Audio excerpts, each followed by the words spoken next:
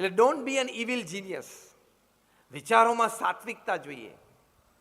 પ્રમુખ સ્વામી મહારાજને એક વખત પૂછ્યું કે કયો વિચાર તમારા અંતરમાં હંમેશા રહે છે. એમણે કહ્યું કે જે વિચાર મને ક્યારેય નથી આવ્યો હું કહું, and that was more interesting. કે કયો વિચાર મને ક્યારેય નથી આવ્યો. પ્રમુખ સ્વામી મહારાજે કહ્યું, કોઈનું પણ અહિત થાય એવો વિચાર મને જીવનમાં ક્યારેય નથી આવ્યો. જો આ વિચારોની સાત્વિકતા, એમ આપણે અમર્યાદ ને મોટા વિચારો કરીએ પણ એમાં સાત્વિકતા હંમેશા રાખવી. કારણ કે આમે કોઈના પ્રત્યે તમે કુભાવ રાખો, કોઈના પ્રત્યે તમે ઈર્ષાભાવ રાખો, તમારા સ્પર્ધક પ્રત્યે એ પાછો પડે તો મારો ધંધો વધે એવો ભાવ રાખો, એ તમારા વિચારવાથી તમારા કહેવાથી થવાનું નથી. આ માનો છો તમે? યસ ઓર નો? દરેક વ્યક્તિ પોતાનું પ્રારબ્ધ લઈને આવે છે અને પોતાના પુરુષાર્થ પ્રમાણે પ્રાપ્તિ કરે છે. તો તમારા એટલે કે આપણા સૌના ઈર્ષા ભાવથી કે સ્પર્ધાત્મક ભાવથી કોઈકનું ખરાબ ઈચ્છું, એનાથી એનું ખરાબ થવાનું જ નથી. આપણું મન અને બુદ્ધિ બગડવાના છીએ. જેમ આપણે સૂર્ય સામે ધૂળ નાખીએ તો સૂર્યને તો એ ધૂળ પહોંચવાની નથી, ડાઘો પડવાનો નથી, એ આપણી ઉપર પડવાનો છે. સ્પર્ધાત્મક જીવનમાં હંમેશા રહેવું તો પ્રગતિ થાય, પણ સ્પર્ધામાં હું આગળ નીકળું એ વિચાર રાખવામાં પણ વાંધો નથી, પણ સ્પર્ધામાં મારો સ્પર્ધક પાછો પડે, એને નુકસાન થાય એ રીતે હું આગળ વધું, એ હીનતા કહેવાય. એ મનુષ્યના વિચાર ન કહેવાય, એ પશુ વિચાર કહેવાય. આ વાત મૂળભૂત છે. વિચારોની સાત્વિકતા અત્યંત આવશ્યક છે. તો એ બીજી અગત્યની વાત છે વિચારો સંબંધી. પછી જ્યારે વિચારોમાં એક ધ્યેય બંધાણો હોય કે આપણે આ કરવું છે, તો એની માટે પ્રમુખ સ્વામી મહારાજ એક સરસ વિચાર આપતા, જે એમના ગુરુ શાસ્ત્રીજી મહારાજ જે બીએપીએસ સંસ્થા જેમણે સ્થાપી, એમની પાસેથી શીખેલા. બહુ સરસ વિચાર છે, સાંભળજો. પ્રમુખ સ્વામી મહારાજ કહેતા કે કોઈ પણ કાર્ય શરૂ કરતા પહેલા 100 વાર વિચાર કરો, એના પ્રોઝ અને કોન્સ વિચારવા, લાભ અને ગેરલાભ વિચારવા.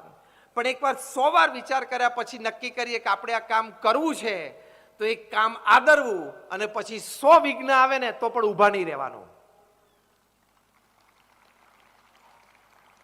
આને કહેવાય વિચારોની દ્રઢતા. પ્રબળ વિચારધારા રાખવી.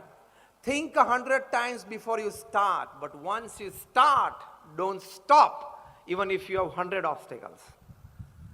દરેક મહાપુરુષોએ આ રીતે જ કામ કર્યું છે. ગાંધીજીને કેટલા વિઘ્નો આવ્યા, પણ દેશની આઝાદીનો વિચાર હતો, બધા વિઘ્નોને એમણે પાર કર્યા. અબ્રાહમ લિંકનને કેટલા વિઘ્નો આવ્યા, 16 વખત ઇલેક્શન હાર્યા, છતાં નક્કી કર્યું હતું તો એક સમયે જીત્યા અને અમેરિકાના પ્રમુખ બન્યા. સાઉથ આફ્રિકામાં અપાર્થાઇડ મૂવમેન્ટમાં નેલ્સન મંડેલાને કેટલા બધા વિઘ્નો આવ્યા. 27 વર્ષની જેલ કલ્પનાતીત છે.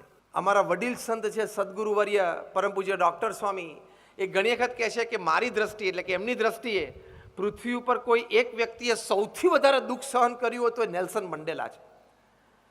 જો વિઘ્નો ઘણા આવ્યા, પ્રમુખ સ્વામી મહારાજે નક્કી કર્યું કે દિલ્હીમાં અક્ષરધામ બાંધવું છે. આજે પણ આપણે અહીંયા કોઈ બેઠા છીએ ને, આપણને કોઈક દિલ્હીમાં 110 એકર જગ્યા જમીન ભેટમાં આપે ને તોય મૂંઝવણ થવા માંડે. અંકલેશ્વરમાં પ્લોટ આપે 800 સ્ક્વેર ફૂટનો અને 8000 સ્ક્વેર ફૂટનો તો કંઈક કરવાનું મન થાય.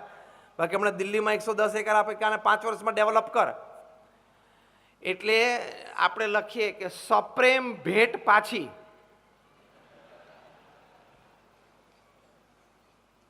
દિલ્હી જેવા શહેરમાં, એ પણ યમુના નદીના કિનારે, એ પણ 110 એકર જગ્યા, એ પણ આજથી 23 વર્ષ પહેલા 2000ની સાલમાં પ્રાપ્ત થઈ અને 5 વર્ષમાં એ ડેવલપ કરવી, every square inch of land develop કરવી, એ પણ આરસીસીની પણ પથ્થર, અને પથ્થરમાં પણ એક કલાકૃતિવાળો, અને એ પણ non residential non commercial project, બાંધીને વેચવાનો નહોતો એવો પ્રોજેક્ટ 80 વર્ષની ઉંમરે ચાલુ કરવો અને 85 વર્ષની ઉંમરે પૂરો કરવો, એ કોઈ સામાન્ય વિચારની પ્રબળતાથી ના થાય.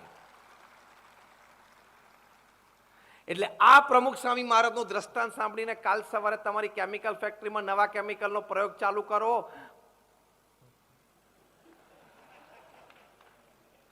કાલે સવારે એક નવા પ્રોડક્ટનું R&D ચાલુ કરો. 80 વર્ષે પ્રમુખ સ્વામી મહારાજ કરી શકતા હોય, 85 વર્ષે ઉદ્ઘાટન કર્યું, એના 2 વર્ષ પછી 87 વર્ષની ઉંમરે અમેરિકામાં ડબલ ધ સાઇઝ 265 એકર ઉપર અક્ષરધામની શરૂઆત કરી. અને હમણાં આ ઓક્ટોબરમાં 6-8 મહિના પછી અમારા ગુરુહરિ મહંત સ્વામી મહારાજ અમેરિકા પધારીને એ સ્વામિનારાયણ અક્ષરધામ રોબિન્સવિલનું ઉદ્ઘાટન કરશે. 265 એકર ફૂલ્લી ડેવલપ જગ્યા. એટલે તો પ્રમુખ સ્વામી મહારાજ અને મહંત સ્વામી મહારાજ આટલું વિચરણ કર્યું. આજે મહંત સ્વામી મહારાજની ઉંમર 90 વર્ષની છે. આજથી 26 વર્ષ પહેલા એમનું બાયપાસ ઓપરેશન થયેલું છે. 90 વર્ષની ઉંમરે રોજ 2.5 થી 3 કલાકની વહીવટી મીટિંગ, પ્રત્યક્ષ અથવા વિડીયો કોન્ફરન્સિંગ, રોજના 70 થી 100 ઇનકમિંગ પત્રોના ઉત્તર આપવાના, રોજના લગભગ 100 થી 150 વ્યક્તિઓને મુલાકાત આપવાની, રોજના 35 થી 50 incoming outgoing phone call attend કરવાના, અને તો પણ તમને આખો દિવસે સ્ફૂર્તિમાં દેખાય. એટલે ભગવાને આપણા સૌમાં અમાપ શક્તિ મૂકેલી છે. તો એ શક્તિનો આપણે ઉપયોગ કરવાનો. એટલે પહેલા આપણે વિચારોની સ્પષ્ટતા, પછી વિચારોની સ્વચ્છતા અને વિચારોની દ્રઢતા. કારણ કે man at the end of the day is a bundle of his own thoughts. જેવા વિચારો કરીએ એવા આપણે બનીએ છીએ. અને અગેન આ વાક્ય બોલવાનું મન થાય છે, ખિસ્સામાં રૂપિયો ના હોય ને તો 10 કરોડનો ધંધો કરો છો, વિચાર તો રોજ કરવો જ. વિચારોની માલિકી તો આપણી છે ને, યસ ઓર નો? અને મોટા વિચાર કરીએ એમાં કોઈ આપણને દોષિત ઠેરાવી નથી શકવાના. ક્યાં એના મગજથી આપણે વિચાર કરીએ છીએ? ક્યાં એનું મગજ ભાડે વાપરીએ છીએ?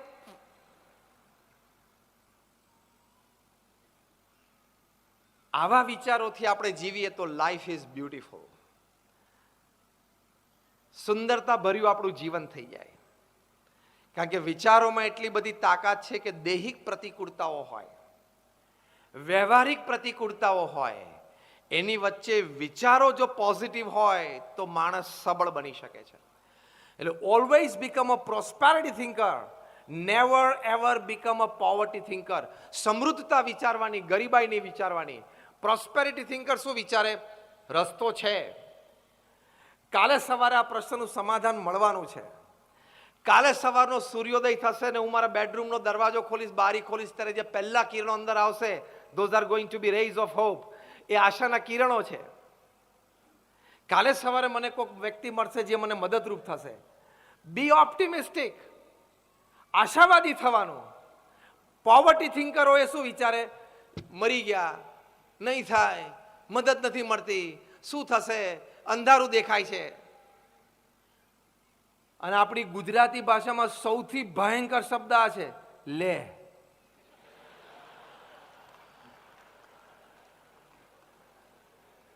લે કરીને આમ ઢીલો પડી જાય.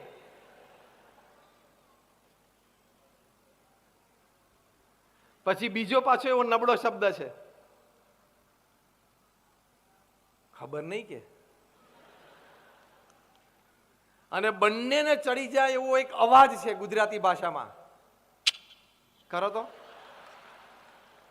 તો એકવાર કરો જ છો, દિવસમાં 10 વાર. અત્યારે કરો ને. હા એમ. આ તો જાગૃતિ લાવવા માટે, કારણ કે પાછો 10 વાગ્યાનો સમય થયો ને, 10:15 વાગ્યા વખતે જોકા આવતા હોય.